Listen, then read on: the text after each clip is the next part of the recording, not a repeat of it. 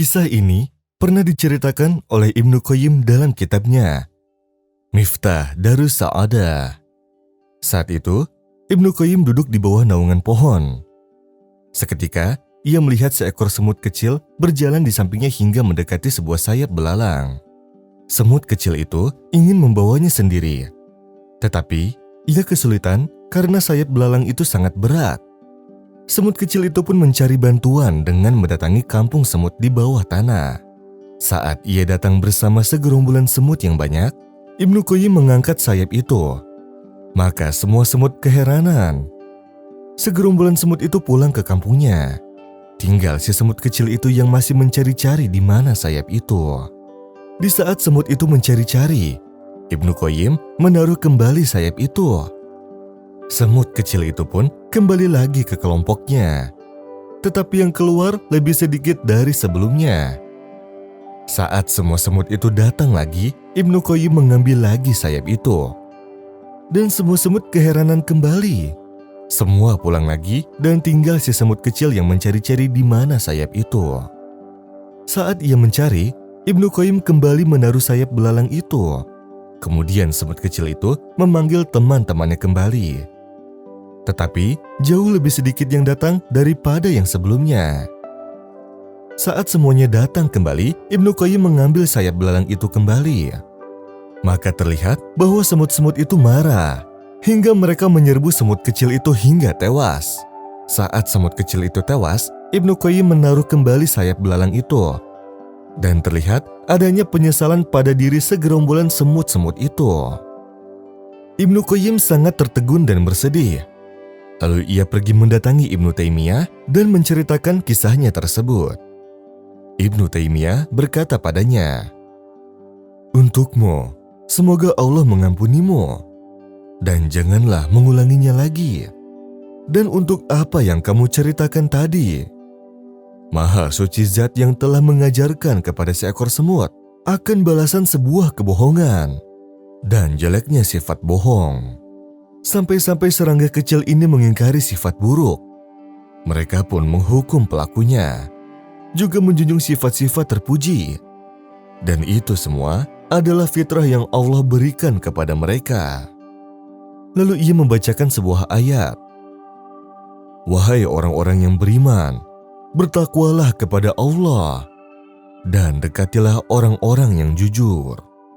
Innal muslimina wal muslimati wal mu'minina wal mu'minati wal qanitina wal qanitati was sadiqina was sadiqati was sabirina was sabirati wal khashi'ina wal khashi'ati wal mutasaddiqina wal mutasaddiqat والصائمين والصائمات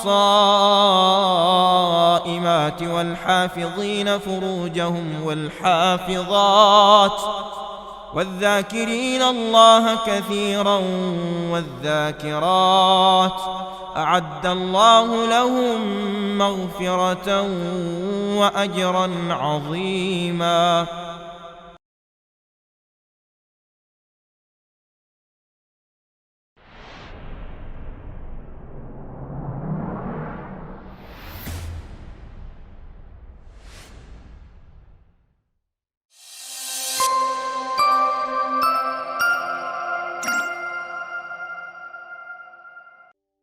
Setelah masalahnya dengan Namrud telah selesai, serta membawa kemenangan, Nabi Ibrahim alaihissalam meminta kepada Allah untuk memperlihatkan kepadanya bagaimana caranya untuk menghidupkan yang mati, agar keyakinannya bertambah dari ilmu yakun ke ainul yakin. Lalu beliau berkata, "Wahai Tuhanku, perlihatkanlah padaku bagaimana caramu menghidupkan mereka yang telah mati." Allah Subhanahu wa Ta'ala mengetahui akan keimanan dari Nabi Ibrahim yang sangat tinggi. Tetapi, ia meminta caranya yang mana hal tersebut tidak bisa dipahami kecuali dengan praktek langsung. Nabi Ibrahim berkata lagi, "Untuk menenangkan hatiku." Allah Subhanahu wa Ta'ala memerintahkannya untuk mencari 4 ekor burung. Burung-burung itu adalah burung dara, ayam, burung merak, dan burung gagak, serta memerintahkannya untuk menyembelih semuanya. mencabut-cabut bulunya, dan memotongnya kecil-kecil, serta mencampurkan bulu-bulu semua burung itu dengan daging dan darahnya. Kemudian ditaruh di 4 puncak gunung. Masing-masing gunung satu bagian. Kemudian beliau membawa kepala dari semua burung-burung tersebut dan berdoa kepada Allah. Lalu menunggu apa yang akan terjadi. Saat beliau bertafakur akan makhluk-makhluk Allah, tiba-tiba datang 4 burung itu kepadanya satu demi satu. Lalu beliau menyembelihnya kembali dan menaruhnya di 4 puncak gunung. Saat beliau memandangi langit sambil membawa kepala burung-burung itu, tiba-tiba beliau melihat pemandangan yang menakjubkan, yaitu bersatunya kembali burung-burung tersebut, tanpa tercampur antara yang satu dan yang lain. Darah menjadi daging, lalu tulang, hingga semuanya menjadi burung yang sempurna tanpa kepala. Lalu burung-burung itu datang kepada Nabi Ibrahim alaihissalam. Nabi Ibrahim mencoba untuk memberikan kepala satu burung bukan pada badannya. Maka badan burung itu tidak menyatu. Dan apabila beliau memberikan kepala yang sesuai dengan badannya, maka kepala dan badan burung itu menyatu dengan kuasa Allah Subhanahu wa Ta'ala. Kemudian Nabi Ibrahim alaihissalam sujud tersungkur kepada Allah Subhanahu wa Ta'ala dengan keadaan khusyuk dan malu. Lalu Nabi Ibrahim berkata, "Aku mengetahui bahwa Allah Maha Kuasa atas segala sesuatu."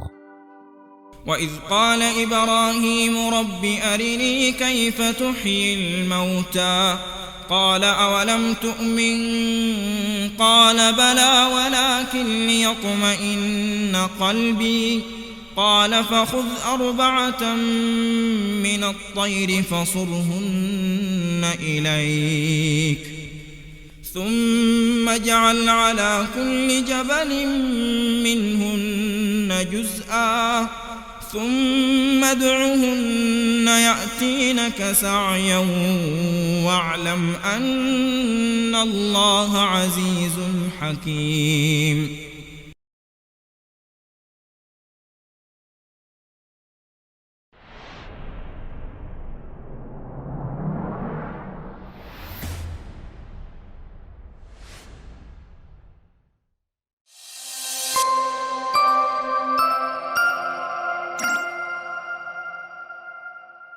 Wanita itu berumur 20 tahun.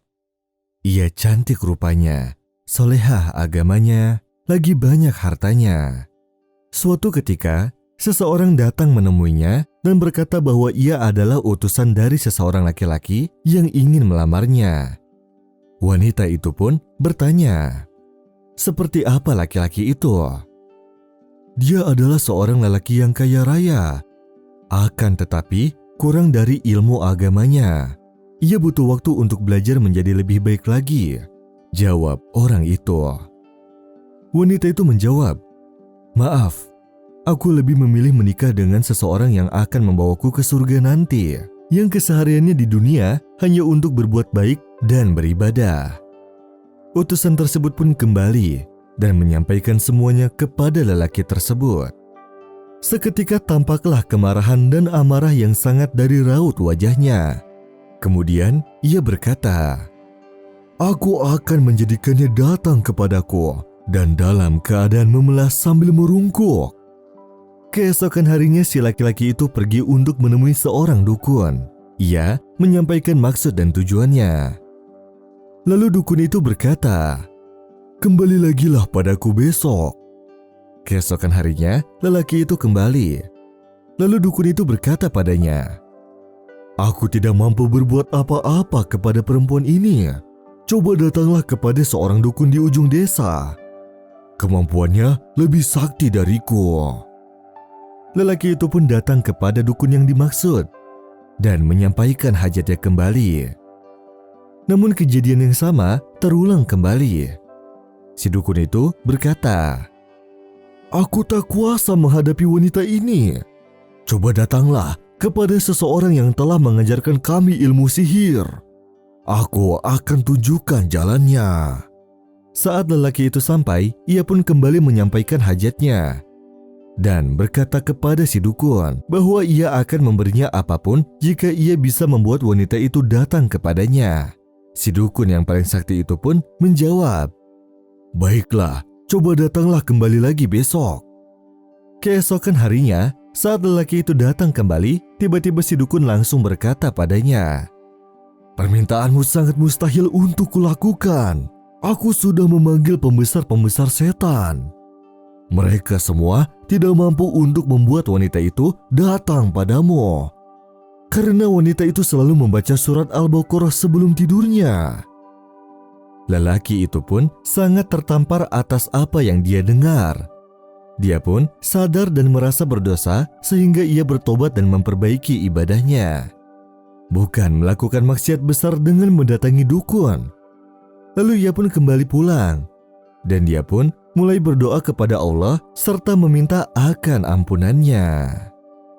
واتبعوا ما تتلو الشياطين على ملك سليمان وما كفر سليمان ولكن الشياطين كفروا يعلمون الناس السحر وما أنزل على الملكين ببابل هاروت وماروت وما يعلمان من أحد حتى يقولا إنما نحن فتنة فلا تكفر فيتعلمون منهما ما يفرقون به بين المرء وزوجه وما هم بضارين به من أحد إلا بإذن الله ويتعلمون ما يضرهم ولا ينفعهم ولقد علموا لمن اشتراه ما له في الآخرة من خلاق ولبئس ما شروا به أنفسهم لو كانوا يعلمون ولو أنهم آمنوا واتقوا لمثوبة من عند الله خير لو كانوا يعلمون